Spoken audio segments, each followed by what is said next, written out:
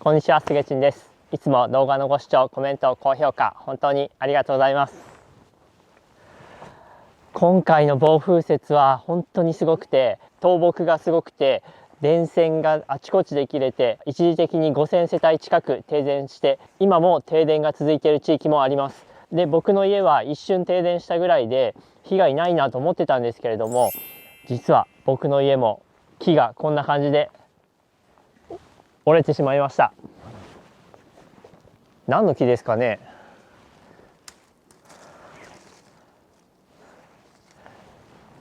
何の木でしょうかね。これ分かる人いますか？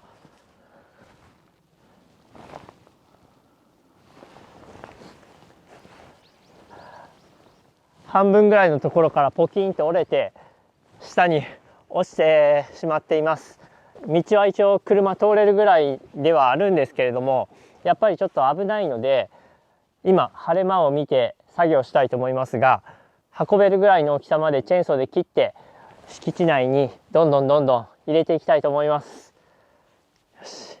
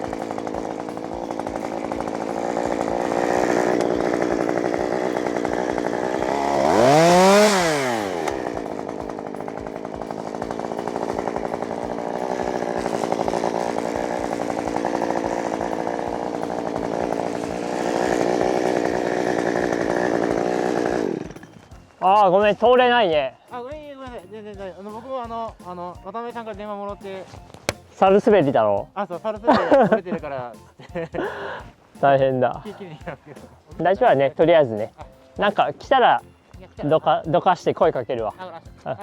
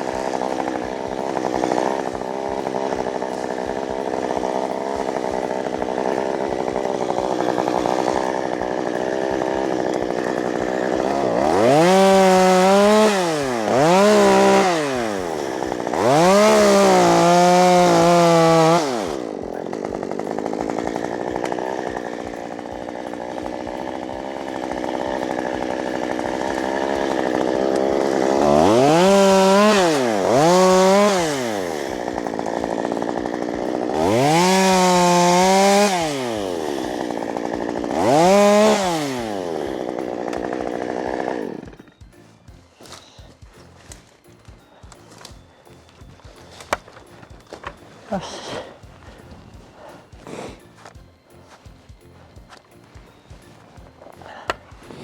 よし、これだけ切れば手であとは運べると思います。隣の家も折れたサルスベリを片付けに来てるようですね。じゃあ散らかした枝たちを敷地内に運んでいきましょう。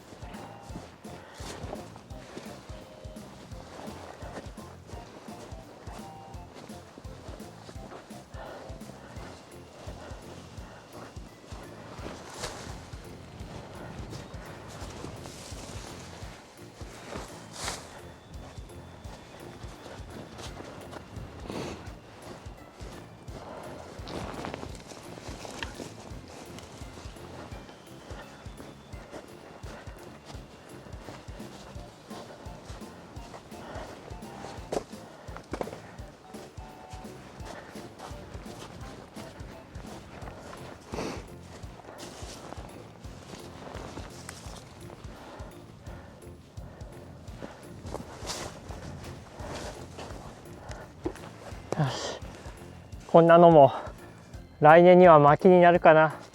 よし、